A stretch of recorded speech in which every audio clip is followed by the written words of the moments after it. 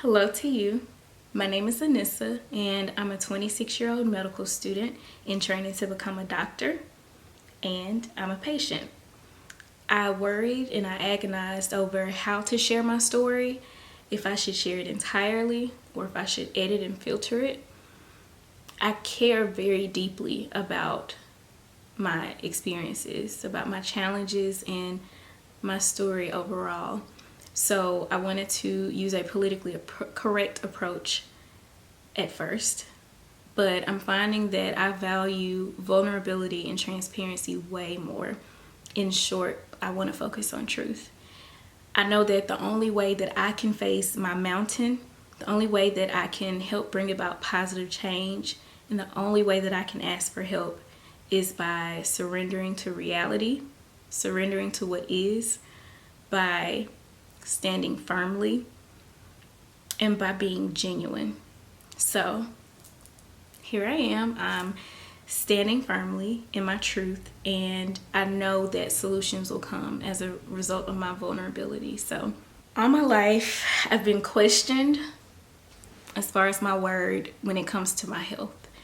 So naturally, I began to neglect myself and mistrust my own word, my own feelings from my body. That neglect always ended up exaggerating whatever was already wrong with me. And I did that until I got to medical school and I learned that it's right. The correct way is to acknowledge what you're feeling, to reach out for help, to express what you're feeling, and to ask for that help to get better. So I discovered that my true challenge was my voice being heard. My challenge lies in assumptions guiding judgment of me. After all, I am a Black woman talking about pain and not feeling well. For the past 2 years, I've been searching for answers for why I went from being a lifelong dancer to barely being able to get across my house, not being able to sit for longer than 15 minutes, and having hip pain that never stops. And I've met a lot of obstacles along the way, other than it being very painful. I've been told that it's all in my head and that it's not real. I've been judged for making it up, also known as Munchausen or factitious disorder. I've been told that it's a manifestation of stress and anxiety, which is also called a conversion disorder. I've been told that it's chronic pain caused psychologically. I've been told that, or I've been disregarded as a pain-seeking patient, which means that this patient came in specifically for pain medicine, even though I asked specifically not to be given pain medicine because it didn't work.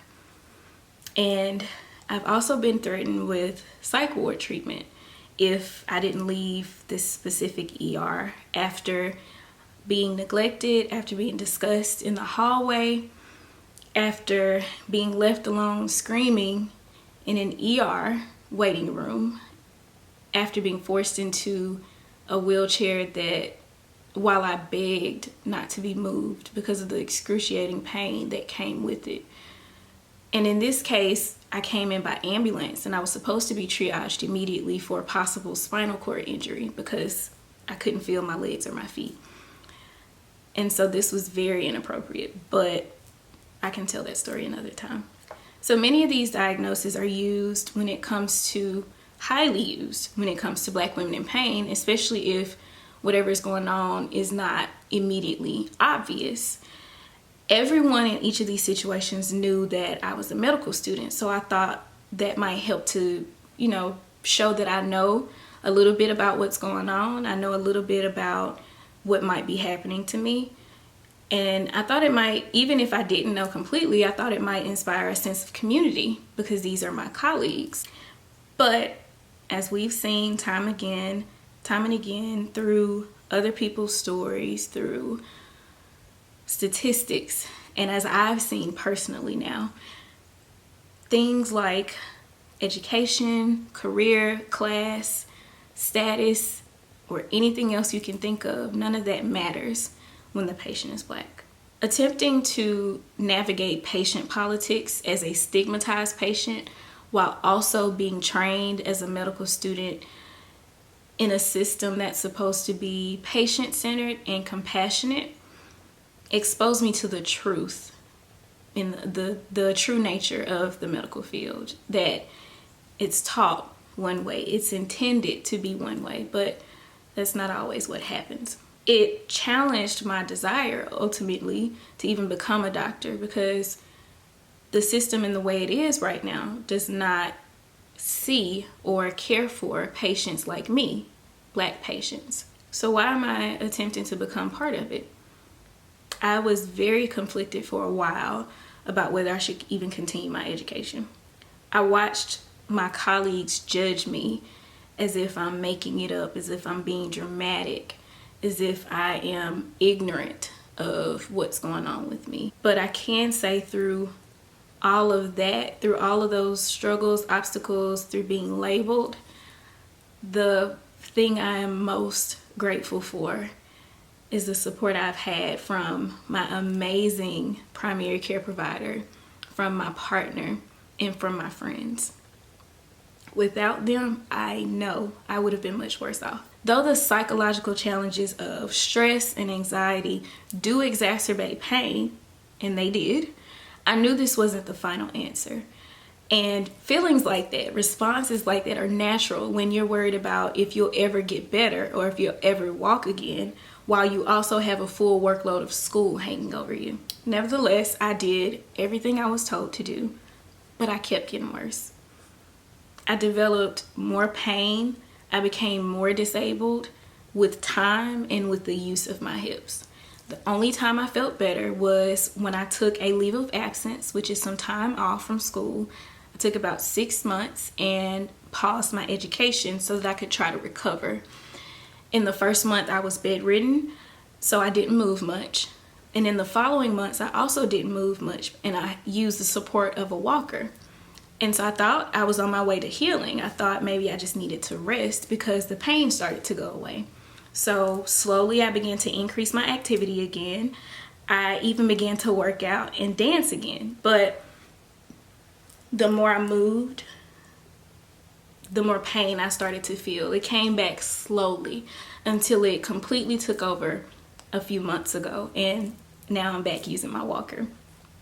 So I decided I really need to figure out what this is. My last hope was a local hip specialist, and I had a bad feeling, and I felt like this might be just another situation as it was before, and it was. I was told that nothing was there.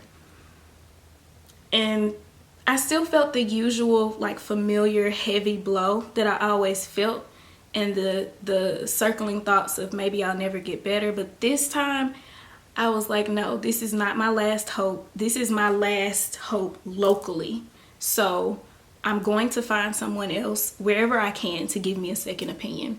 So after a lot of Google searches and reading so many patient stories, I finally found a doctor in Washington, D.C. who treated a patient just like me. She was young. She had been a dancer her whole life, and she had the exact same symptoms that I had, with not many doctors being able to catch it. So I scheduled an appointment with him, virtually, of course. And y'all, for the first time, I have a solution. For the first time, I know what's wrong with me. And I knew it had to be something simple that was possibly being overlooked. And it was. So it turns out that I have athletic injuries to both of my hips, and they're called labral tears. And it's something that's simple and common among dancers because of our anatomy. Our hips are structured differently because of the fact that we're dancers and we're flexible. And knowing that it's simple, knowing that it can be fixed, the amount of relief I feel, the amount of peace I feel, the joy, the tears I've cried in the name of joy have made all the other parts of my journey less in effect.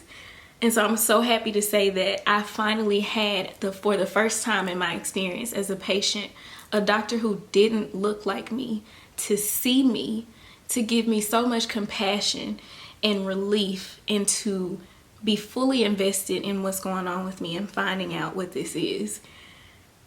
I knew this would be different in the first 15 minutes of even talking to him. So here I am with so much renewed hope, with a drive to continue, with a solution, with knowing what is wrong with me. I know y'all can see the smile on my face. I'm so happy that this is coming to an end.